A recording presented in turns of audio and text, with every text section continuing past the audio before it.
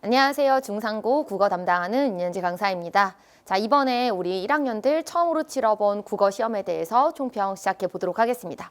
화면에는 노력은 배신하지 않는다라고 적혀 있는데요. 이번 중상고 시험이 딱 이 말과 어울렸던 것 같습니다. 어떤 요령이나 다른 방법보다는 학교 선생님께서 지시한 대로 착실하게 공부한 친구들에게 훨씬 더 유리했던 시험인 것 같고요. 그러다 보니 아주 작은 실수가 오히려 치명적인 결과가 될 수도 있을 것 같습니다. 자, 그렇지만 시험은 아직 기말까지 남아 있으니까요. 이번에 실수가 있었던 친구들은 기말에는 반복되는 실수가 없도록 조금 더 신경 쓰면 좋을 것 같습니다. 네, 저는 지금 다원에서 언남고, 그다음에 영동고, 중상고를 담당하고 있고요. 언남고와 영동고에서는 작년부터 올해까지 만점자를 배출하고 있습니다. 사실은 중상고가 제가 올해 처음으로 담당한 학교라 우리 친구들도 마찬가지고 부모님들도 마찬가지고 정말 우리 반에서 잘하는 친구가 나올 수 있을까 기대와 걱정을 좀 하셨던 것 같은데요. 너무나 기분 좋게 우리 반에서 국어 배치고사 전교 1등도 있었고요. 그리고 이번 시험도 만점자가 나와줬습니다. 자, 적은 인원과 함께 했지만 이 적은 인원에 대해서 소홀하게 담당하지 않고요. 정말 하나하나 끝까지 열심히 이제 아이들과 공부하다 보니까 좋은 성적이 있었던 것 같습니다. 자, 이 영상 보시고 잘한 친구도 있었겠지만 실수가 있었던 친구들은 더욱더 관심 가지고 살펴보셨으면 좋을 것 같네요. 자, 우선은 시험 범위부터 살펴보도록 할 텐데요. 1학기 중간고사는 문학 중심의 시험이 출제가 되었습니다. 자, 예외적으로 조금 특이한 부분이 있었는데요. 우리 학교가 문법은 첫 시험에서 한 파트씩만 나왔는데 이번에는 의문과 문법 요소가 다 나오다 보니까 문법의 비중이 좀 높아졌던 것 같아요. 그래서 우리가 50%까지 나왔던 적은 사실 없었거든요. 근데 이번 시험은 거의 반절 정도가 문법에서 나왔습니다. 대신에 우리가 항상 문법에서는 그 서술형 문제가 반절 이상 나와줬었는데요. 이번에는 서술형 세 문항 중에서 두 문항이 문학으로, 한 문항만 문법으로 나와줬습니다. 그래서 제가 예상하기에는 의문에서 한 문항, 문법 요소에서 한 문항 정도가 나올 거라고 생각했는데 실제로 서술형에서는 의문 파트에서 한 문제가 나와줬고요. 시에서 하나, 소설에서 하나 정도가 나와줬고 문항 구성은 작년과 동일했습니다. 자, 우리 학교는 교과서, 창비 교과서를 사용하고 있는데요. 우리가 개정 전에도 특이출판사를 사용했었죠. 자, 이번 개정 후에도 동일하게 대치동에선 사용하지 않는 창비 교과서를 사용하다 보니 자료를 구하기가 쉽지 않았습니다. 자, 더불어서 학교쌤이 독특한 프린트를 종종 나눠주셨는데요. 교과서 나는 오늘 브로콜리 펀치도 희소한 지문이었지만 학교 프린트로는 성북동 비둘기, 이거는 그렇게 특이하지 않았습니다만 나는 반딧불이라 그래서 들어보셨는지 모르겠어요. 대중가요의 가사를 학교 선생님께서 프린트를 해주셨고요. 이 가사에서 또 문학 문제가 출제가 되었습니다. 자, 우리 학교의 특징 중에 하나는요. 난도는 그렇게 어렵지 않지만 문항 수가 많다는 편입니다. 자, 35개의 문항으로 구성되어 있고요. 객관식은 32개의 문항, 그리고 서술형은 3개의 문항으로 구성되어 있습니다. 시험 난도는 상대적으로 평이한 편이었고요. 굉장히 특이한 점은 학교에서 가르친 대로 나왔다. 그래서 수업 시간에 선생님께서도 안내하셨는데요. 다른 내용을 알고 있더라도 학교에서 배운 단어, 학교에서 알려준 그 내용에 정확하게 맞는 단어를 써야 된다라고 누누이 이제 강조를 하셨죠. 그래서 내용이 비슷하더라도 학교 프린트에 적혀 있는 그대로 옮겨 적었어야 되는 문항이 이제 서술형에서 나와줬고요.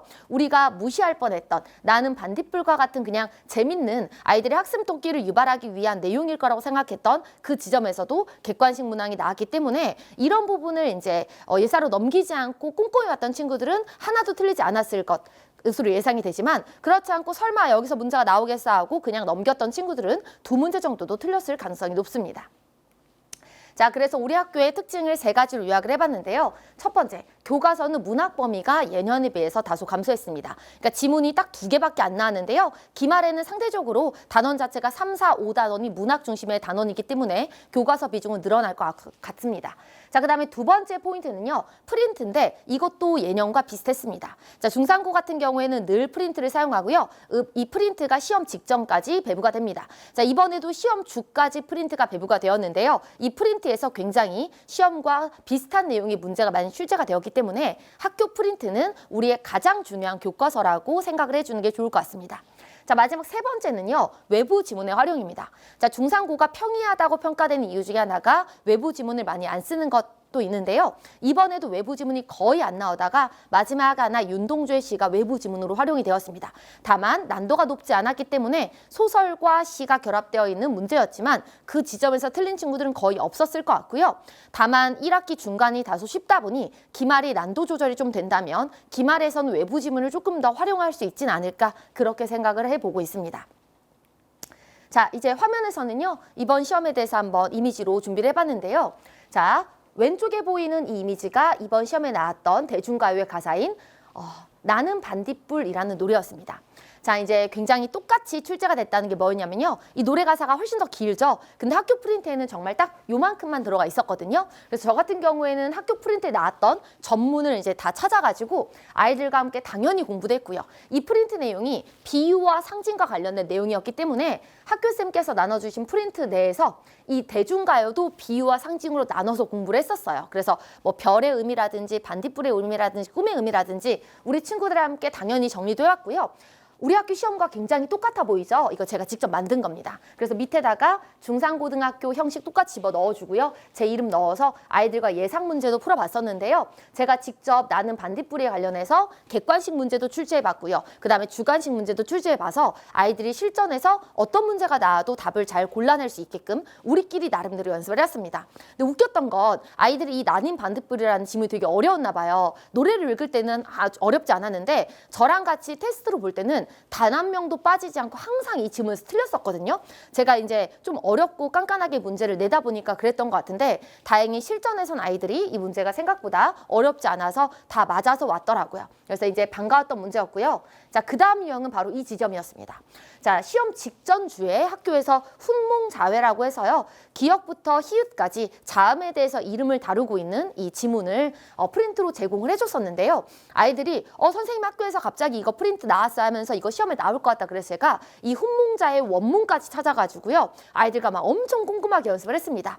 그러면서 화면에 지금 오른쪽에 보시면요. 중상고 2019년도 1학년 1학기 중간이라고 적혀 있을 텐데요. 제가 중상고 2015년도부터 2024년도까지 150문항 이상을 이번 시험 범위랑 관련될 수 있는 모든 기출문제를 다 모아다가 해설까지 다 달아서 아이들이 풀어볼 수 있게 했거든요. 그래서 제가 아이들한테 그 프린트를 받자마자 얘들아 6주차에 나눠준 빈틈없는 자료에 보면 58번에 학교쌤이 말씀하신 내용이 들어가 있을 거다. 그랬더니 애들이 헐, 안 들어가 있는 거 없네요. 이렇게 말했었는데 그때 이제 너무 문제가 생각보다 쉽다 보니까 기역, 디귿, 시읒, 피읍, 히읗에서 적절하지 않은 이제 자모자를 찾는 거였어요. 그래서 이 문제 너무 쉽네요 하고 설마 이렇게 쉽게 나오겠어 하면서 우리는 연음의 예외까지 정말 어려운 문제부터 쉬운 문제까지 다 다뤄봤는데요.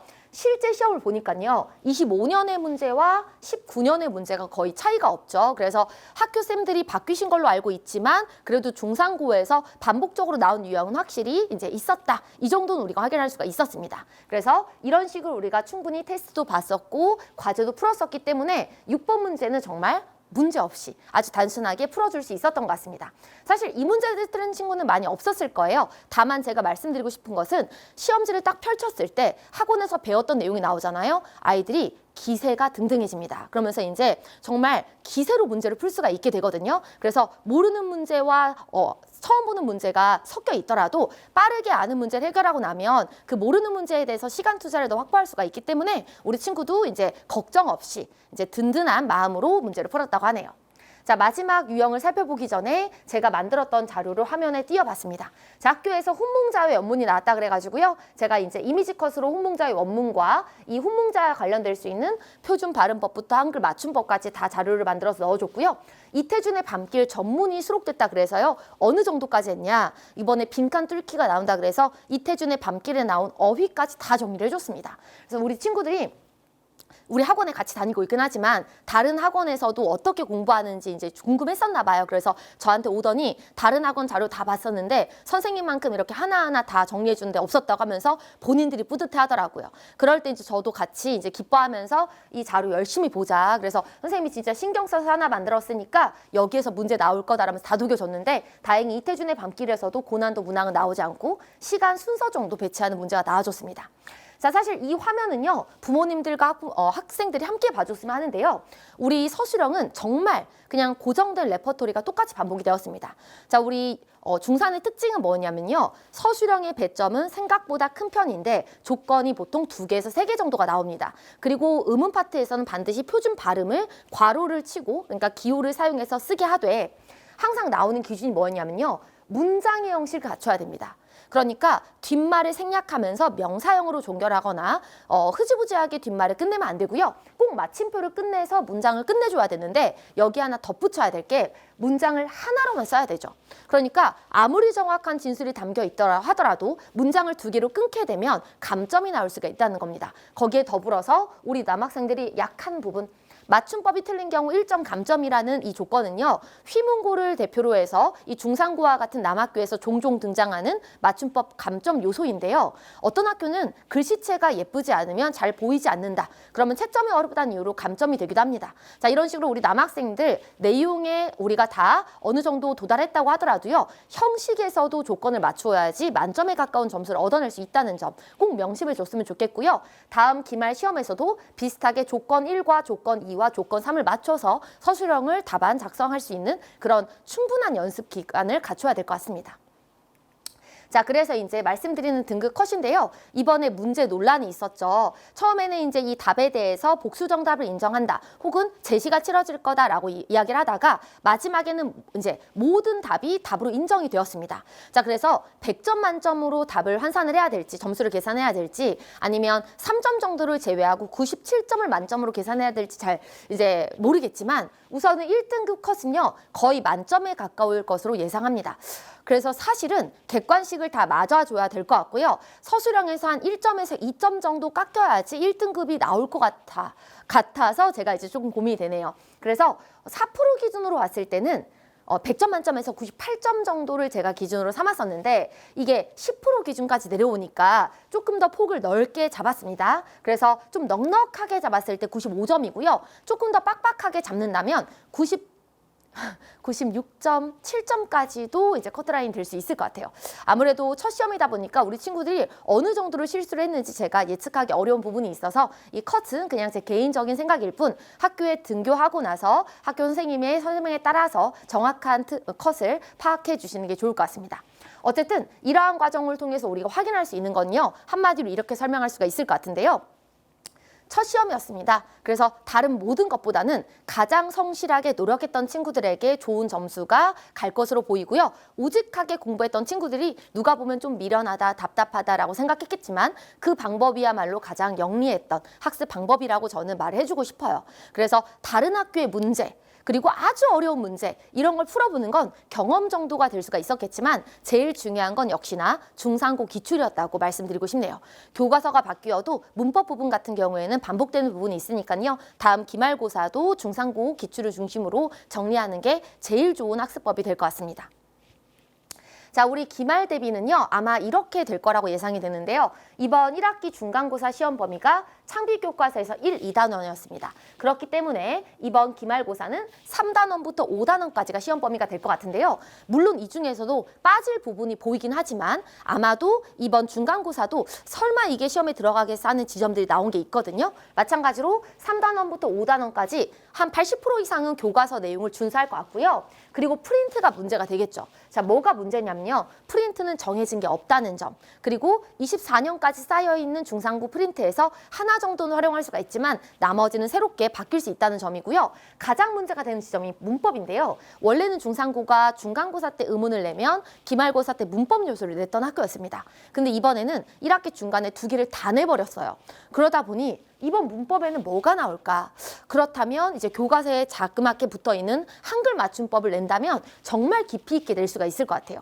그러니까 원래 우리 중상고가 두음법칙 같은 걸 굉장히 깐깐하게 내는 학교거든요. 그래서 남학생들이 어려워하는 한자 같은 거에서 중킬러 문항 정도는 나와줬었는데요. 이번에 의문 파트에서는 두음법칙이 빠지면서 혹시라도 이 문법 부분에서 한글 맞춤법과 관련해서 두음법칙을 좀 깊게 다뤄줄 수가 있을 것 같고요. 그게 아니라면 교과 내용은 아니지만 단어 부분에 대해서 학교 프린트가 나올 수도 있을 것 같습니다.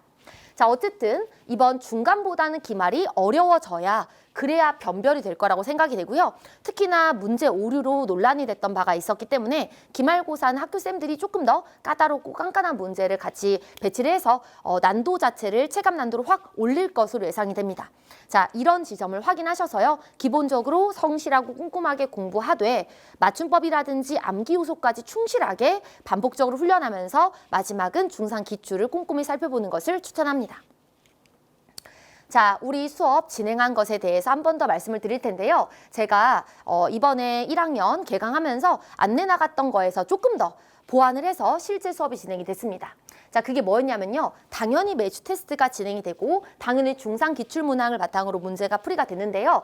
시험이 끝난 후에는 매주 제시에 관련한 등급 컷을 제가 안내를 했습니다. 그래서 학교 등급 컷과 무관하게요. 우리 반의 등급 컷이 존재했는데요. 그래서 아무리 점수가 잘 나오더라도 우리는 후반부로 갈수록 컷이 높아졌습니다. 그래서 마지막에는 전체 인원이 같이 다 제시를 볼 수밖에 없는 그런 구조를 만들었고요.